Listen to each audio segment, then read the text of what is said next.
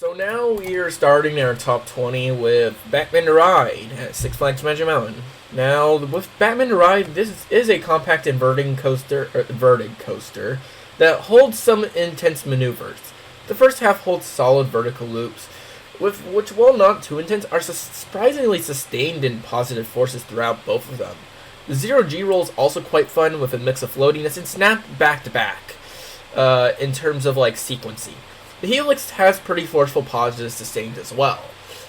But then the second half, however, feels a bit more complete and quantitative than the previous four coasters above, with two very jarring wing over corkscrews, plus some intense laterals and positive turns, was well fulfilled the ride more so than the SLCs, given that those kind of die off towards the end.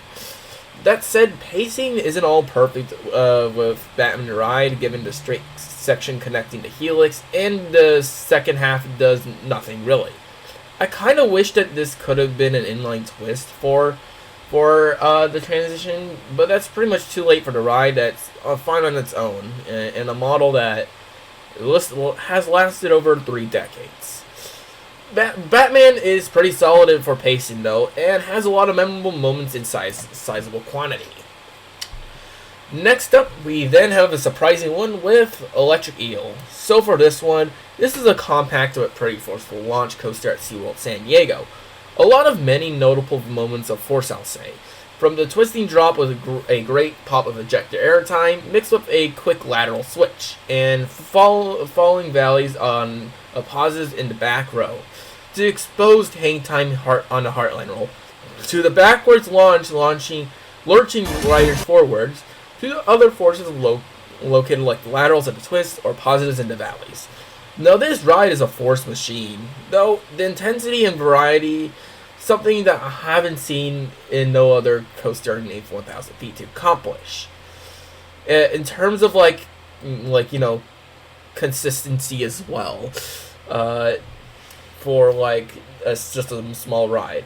In fact, the quantity of elements is surprising for a small ride where, compared to other rides like Accelerator or Boomerang, where I criticized them about varied shortness, even somewhat Electric Eel, it's like the Electric Eel has elements that can count on more than 2 hands, In terms of the forces that I haven't really noticed that kind of felt less spectacular on this ride, it kind of helps, with the where it's there's forces provided throughout most of the experience, really. In that regard, Electric Eel turned out to be a preference over something like Emperor, really. That while Electric Eel may not have perfect pacing like Emperor has, where it flows from element to element, Electric Eel has a couple of dead spots like the top of the non-inverting loop as well. Electric Eel still has solid enough to the point where I wouldn't find it incomplete in pacing. Its length is somewhat short, sure, as well, which is kind of dragging it down, but I wouldn't say it's as abysmally short as Full Throttle. It isn't underwhelming anymore, so solid coaster, I guess. But on the other side of the spectrum of intensity for premier rides, we have Backlot Stunt Coaster. Now yes, this is a bizarre option given the low intensity of the ride outside of one moment, but my preference for Backlot Stunt Coaster over Electric Eel comes from the fact that, on top of the variety of forces, the ride feels quite longer in comparison. Plus, the more complete ride that's provided with with the quantity as well of forces as well for myself. Now, I would definitely see many saying, comparing to Electric Eel, Electric Eel is much more spectacular for more intense forces, and that could be a preference. But that's not to say Backlot lacks any forces. The standout for by far is the sustained Helix filled with positive forces, pretty much compressing the riders for around 5 to 6, even 7 seconds. Then the rest sustained pops a short bursts of many forces types, such as 2 large straight drops holding pops of airtime in the back row, then some spins holding some lateral pops, while some valleys having nice bursts of positives, and the lower turns indoors having sustained laterals throughout. Actually, no, it's not. It might be positives, but I kind of forgot. In more ways, the ride reminds me of a mix between Manta and Arctic Rescue, with the former of the variety of forces and the family thrill nature, while the latter for the attempts to immerse the riders in the theme with a flowy layout. While Arctic Rescue feels like a snowmobile that drives throughout the snow with windy turns, flowy elements, area theming, and unique curvature. Backflip Stunt Coaster uses those windy turns and unique theming, and tries to show a driving setting in LA, which gives the coaster some attachment to an idea where it feels more fulfilling, really. In terms, I like the variety for a coaster that's somewhat mild. That said, I do wish that the coaster could rank higher if it wasn't primarily for the hold at the second launch. Now, I know there used to be a show scene, and the program hasn't really been updated, and I know, this ride existed for 2 decades, but in return does interrupt the pacing for a coaster that has decent amount of prime ride time, and as well, solid flow. Like, flowing through the elements is not really too much of a big problem outside of this part. But whatever, I still found the coaster fun and still a decent amount of value to the ride. Now, up next for King's Dominion is their most inverting coaster of Dominator. Interestingly, as of writing the scripts, this would be the last new coaster of the year, being number 76. And honestly, for a conclusion, I thought it was okay. Now with the coaster, this is pretty much a sprawling, floorless coaster where the inversions are spread out and mixed in with some non-inverting track. Now at first, I might have been reminded of another B&M coaster that had a similar concept later on the list, but in comparison, I felt a bit underwhelmed. As unlike the previous ride where the inversions in the first half were more closer together, and then the long stretches of track was in place to entertain riders between corkscrews, Dominator feels more sporadic in inversions. Having a lot of track that holds speed, sure, although not too much force really outside of this valley and this helix. Dominator as well doesn't have the amazing flow that the aforementioned ride has. It's just like you have like a straight amount of track. It's like some turning track and stuff. It kind of rises up and down, but then afterwards you go into an inversion, which is cool, but there's not much build-up or anything. But despite my nitpicks, I'll say that the pacing and elements are still enjoyable. A really whippy and intense first drop in the back row, which I'll give it a credit. That is actually a pretty forceful moment. A very loop with forceful positives in the valleys and a float at top, which a lot of B&M and vertical loops do have, like some sort of float. And an okay cobra roll that has sustained pauses in the half loops, but doesn't have the laterals I like out of cobra rolls. Then traditional corkscrews have mild lateral snaps during the moments, which, while yes, definitely feel a bit underwhelming compared to Firebird, which I experienced 2 days prior. I'll say it's okay. As I know that B&M is a bit different, and plus this probably has a more complete layout. And overall, the coaster that decently flows well due to the speed and some forces. Sure, it's not my favorite, but solid. It's alright. But personally, my type of B&M, I've always preferred more action, and Silver Bullet is one example for this list. With Silver Bullet, all the elements really flow well from one to another, in which, while not going through an inversion, will still keep its momentum with some flowy turns doing something different from the last element. Something that I appreciate from Silver Bullet. The inversions on their own is pretty well executed, with the vertical loop having constant positives, nice sustained G's on the cobra rolls for positives mixed with lateral snaps in the back, depending on where you sit, as well with like the edge seat or the more middle seats. The floatiness on the 0G roll as well, with nice corkscrews that hold either lateral snaps or sustained positives depending on the row. And a sustained helix filled with positives over a lake, really.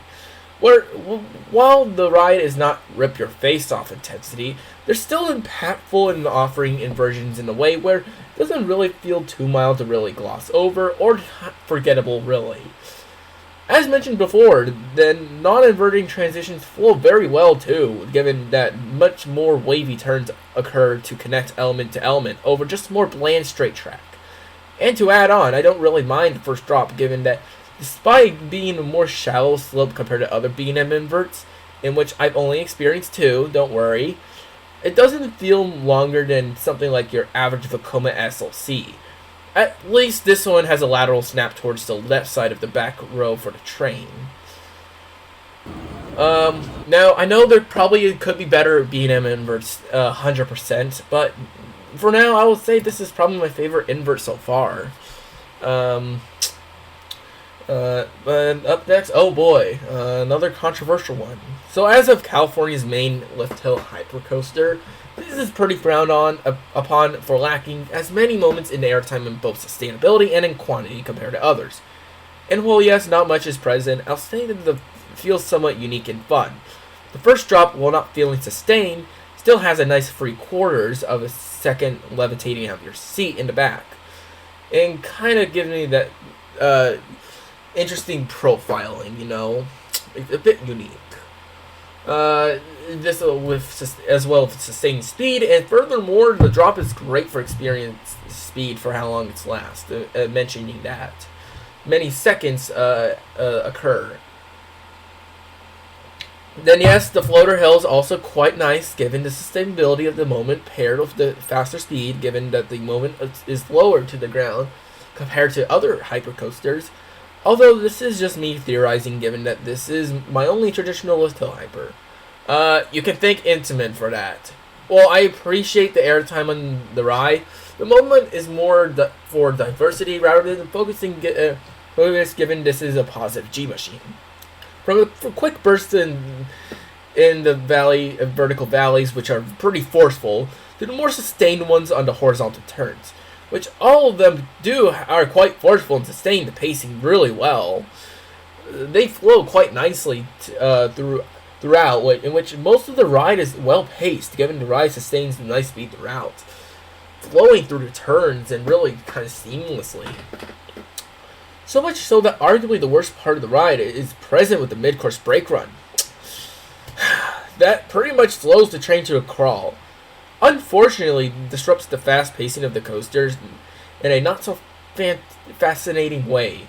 I tolerated it on my first ride, given that I had someone to talk to during that ride. I could be more critical when I get more rides on it. For now, I do think the pacing is quite solid enough to flow through the ride quite nicely.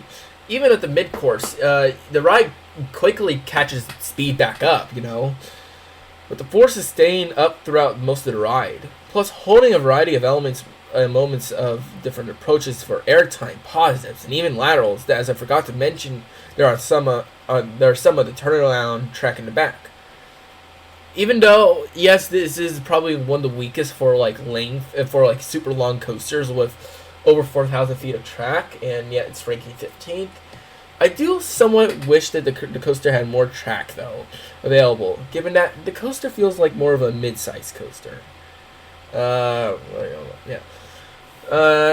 In which, yeah, it feels a bit similar to Silver Bullet. I still like it, though. But X2, on the other hand, I'll be gladly to be more nitpicky with this one. Now, of all the coasters on my list, this is likely the most controversial placement, given that this ranked many rank this in their top 3 or even 5 in the state. I'm not one of those people, given though the tricks don't really do much to me. So pretty much, X2 is a fourth dimensional coaster that deliberately uses rotating seats to do unique elements that is more thrilling compared to the average coaster. Normally, I would be all in for flipping seats. As my favorite flat rides, even my most favorite flat rides, the booster arms or even the zipper carnival rides, those are really awesome. Those flipping gondolas make the experience. But compared something to X2 to a booster flat ride, shows a few differences. Mainly with the flipping orientation on a booster to be more violent due to the positions of the hinges, creating more longitudinal forces and thus making a more centrifugal force. While X2 is perfectly heartlined meaning that yes, it is going to be a more comfortable ride, but it's not really going to be that intense in terms of like rotation or additional forces. In addition, the flipping's also taken more leisurely compared to free flipping seats, having a slower rotation per minute in 2 predictable moments of the ride, if not researched and memorized beforehand. This is unfortunately probably like a first impression ride. I would recommend not spoiling it or like having high expectations, given that I know those people really call those the flips disorienting, and I don't want to spoil it, but personally I wasn't too impressed. In which as well, I would say I could prefer Green Lantern First Flight. As yes, it was a bit. I heard it was definitely violent and not really comfortable for flipping. The aggressive ride for the gondolas with the extra spice, plus I really love the inverted airtime that happens on these flipping rides. That's really something that appeals to me. I would. In which, does it mainly have the fear of heights and distorting elements, though. Wasn't too impressed with that, but overall, I would say that I was like, if you like that, you like that, Thankfully, a saving grace for X2 is present. That being such a nice ride for experience in general forces, although not perfect. Most of the valleys offer amazing bursts of positive G-forces that feel usually sustained during the central crest. Then with one of the fly-to-lie, sideways airtime could occur on the left side of the train. In a lot of ways, X2 is solidly paced during the elements, even tolerating the turnaround for that, which while kind of slows down for the ride, it isn't too significant where it ruins the ride. It could be a bit more of a breather in some way. You return back to form afterwards. My biggest gripe over the coaster, outside of the wasted potential for the flips akin to my preferences, would be the variety of forces and length of the ride. Talking about the forward first, the main thing that the coaster really has worth noting is the positive forces with just vertical valleys. Which is well fun and enjoyable. I'm more of a guy that prefers variety. Whether it be more variety in twists and turns or simply having more force types, that will feel more significant towards more to enjoy. More to pull out for what you may like out of X2, More to appreciate, comment on, love, and pretty much remember. In addition, the length of the ride feels somewhat short compared to the rest of the rides above this, which only a couple moments are included in each stretch. With 3 main turnarounds during the coaster, some would say this is a welcome addition given the disorientation and intensity the ride offers. Airing them out, and that's fair. This is more of a personal preference, which overall X2 is a nice ride that offers something, but personally not obsessing it over other enthusiasts. In a similar boat as X2, I'm also targeting Magic Mountain's other loved coaster with Twisted Colossus. Even with the dueling, I still have similar complaints as to what X2 has, that being the focus on one force type and the length feeling a bit short. Although in some ways, it feels like there's some aspects I slightly prefer for Twisted Colossus. For one, Twisted Colossus is more moments of force in comparison to X2 having 8 to 9 moments of force for both sides. In which combining those, that's pretty much 1.5 airtime health for the entire ride. With some moments of slight variation for moments like the duration of sustainability or a wave turn that has brief laterals. Not forgetting the inversions included that add something different to space out of airtime. Although I'll personally say that the RMC inversions aren't exciting on their own, given the floatiness has less to really force-wise compared to the rest of the layout. But despite listing some differences, the coaster has a similar force that unfortunately hits a lot. That being aggressive ejector airtime that feels quite similar in sustainability, at least compared to my other iBox coaster. Additionally, the coaster feels somewhat short, where even though it technically has 60 seconds of prime ride time and 4,990 feet of track, it essentially feels like 2 roller coasters fused in one. which, while a unique gimmick, it really doesn't feel like one continuous coaster compared to West Coast Racers.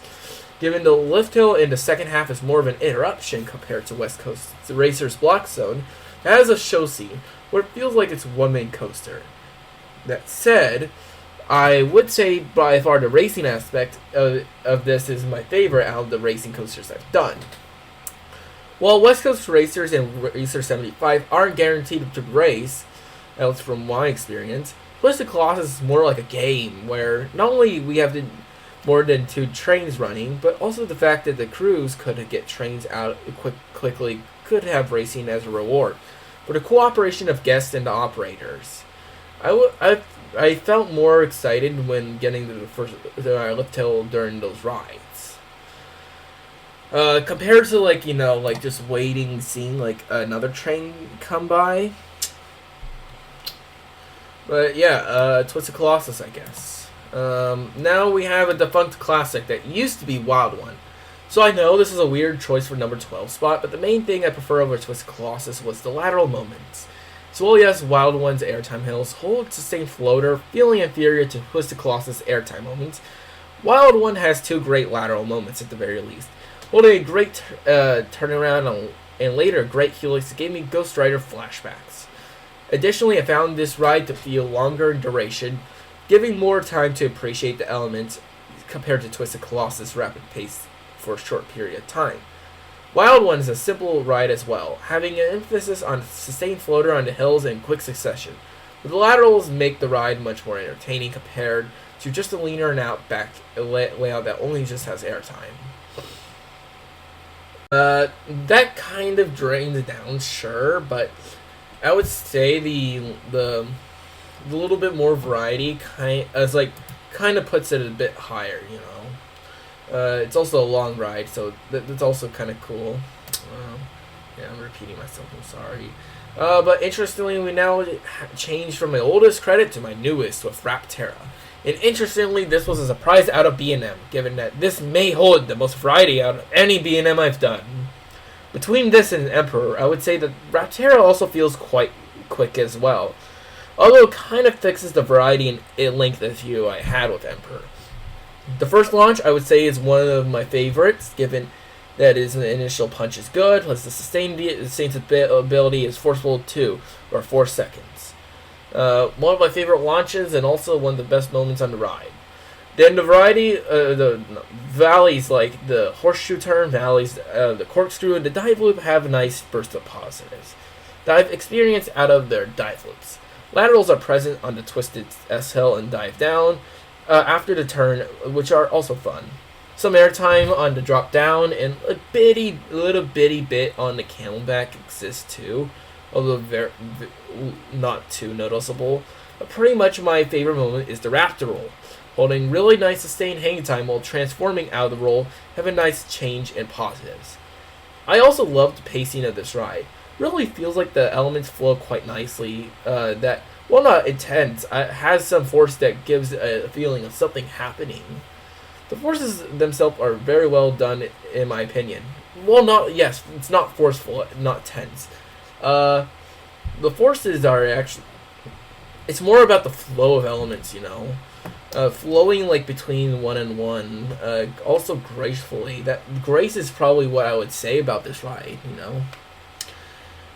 The length is even solid as well. Something I wish Emperor had more duration like this. As well, like it's not too short. It has a sizable amount of elements. It kind of lasts a little bit, even if it's not as long as other B&Ms. If I do have one wish, though, however, it would boost the ride in my top 10. I do wish there was more airtime or stronger airtime present in the ride. Really, just so it could round out the layout and clear some spots I declared kind of lacking. I also noted that Camelback that definitely didn't really have sustained airtime. It's barely noticeable, but yeah, a solid launch coaster though. It has a nice pacing to break it up. I really liked it.